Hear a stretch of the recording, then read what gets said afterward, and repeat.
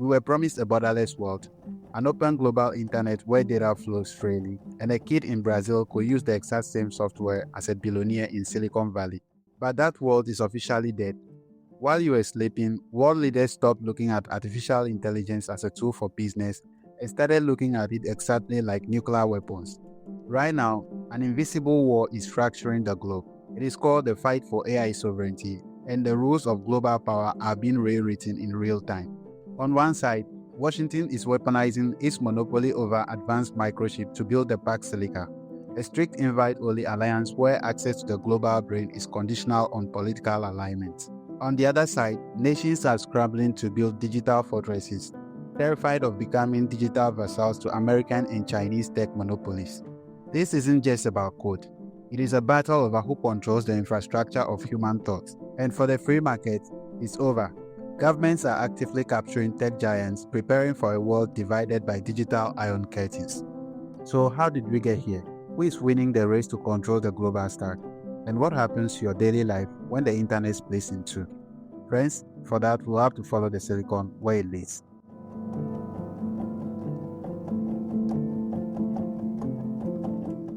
In the 18th century, Great Britain ruled the world using a concept called thalassocracy, a state that derives its global supremacy not by conquering vast continents, but by controlling critical maritime choke points.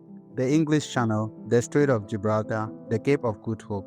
If you control the narrow strait, you control the flow of global wealth. Today, the exact same strategy is being played, but the territory isn't the open ocean. It's the physical infrastructure of artificial intelligence. Welcome to the era of the Pax Silica. Formally initiated by Washington, the Pax Silica is an elite, hyper-exclusive technological alliance. Unlike the old open market rules of globalization, this Pax treats advanced computing power, microchips, and frontier AI models as restricted national security assets. It formalizes what was once a secret.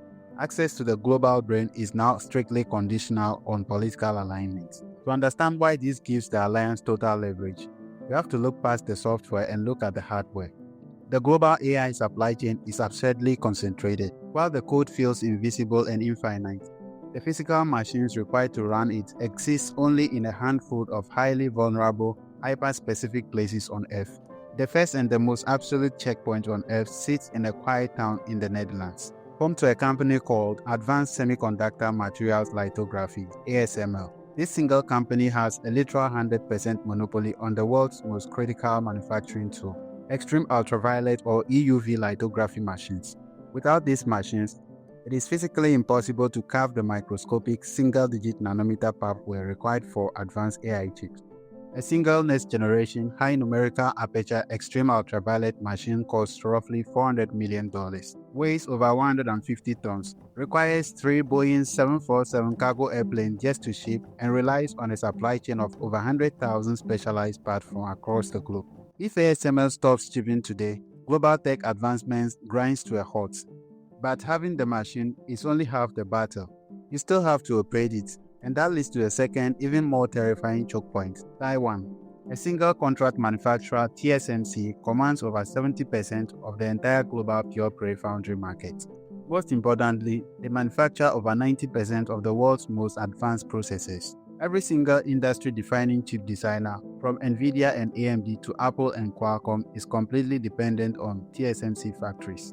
If you are inside the Pax Silica, you are part of this interdependent ecosystem, sharing cutting-edge silicon from Taiwan, extreme lithography from the Netherlands, and massive financial capital from Western tech hubs. You are an ally. But if you are outside, you ain't just an outsider, you become a digital client. Washington now uses ownership tracking laws. If a data center in Thailand or Malaysia is found to be rented by a company with corporate parents in adversarial countries like China, the US can instantly trigger secondary sanctions, cutting off their access to cloud network, server architectures, and API frameworks overnight. For the rest of the world, the realization has been a violent wake-up call. Depending on American or allied AI model isn't just a commercial choice anymore. It's a massive vulnerability. Because when your entire economy runs on code controlled by a foreign alliance, your national sovereignty is only as good as your last political favor.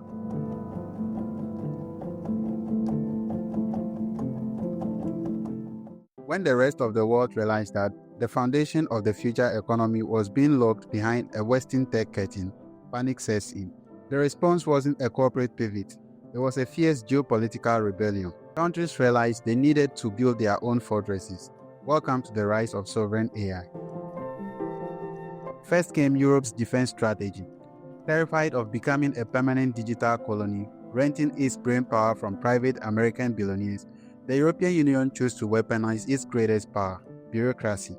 With the sweeping implementation of the EU AI Act, Brussels drew a line in the sand, forcing foreign tech models to conform to strict European legal frameworks or face massive market-creeping fines.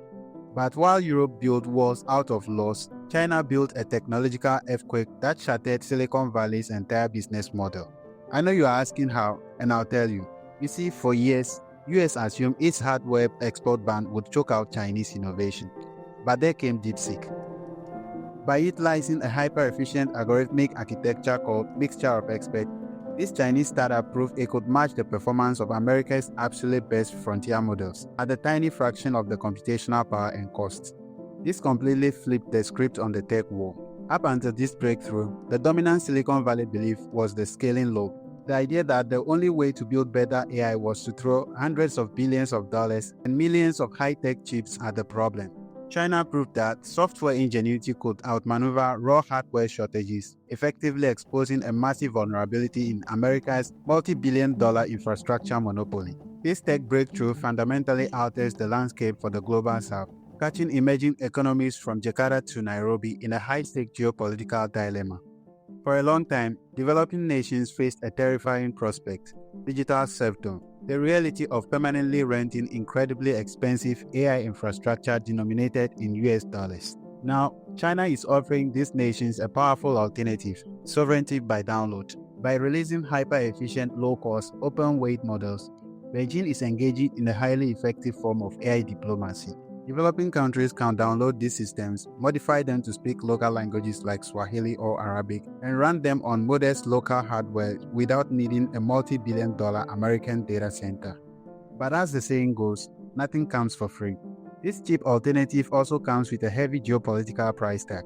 If a country builds its national finance, logistics, and government system on Chinese-aligned AI, it aligns its data architecture with Beijing. The global south is being forced to choose. Do they accept American digital dominance, or do they adopt Chinese-backed infrastructure that bypasses Western sanctions but carries deep national security dependencies? The dream of a unified, open global internet is officially dead. The world is splitting into distinct digital empires, each running a completely separate code, separate hardware, and entirely separate truth. And the space for anyone caught in the middle is running out.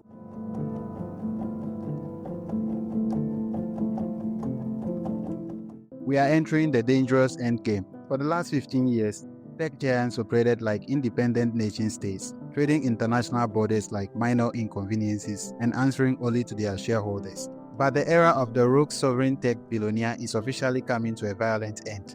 Because AI has become a matter of existential national survival, governments are no longer asking tech companies to cooperate. They are financially and legally capturing them.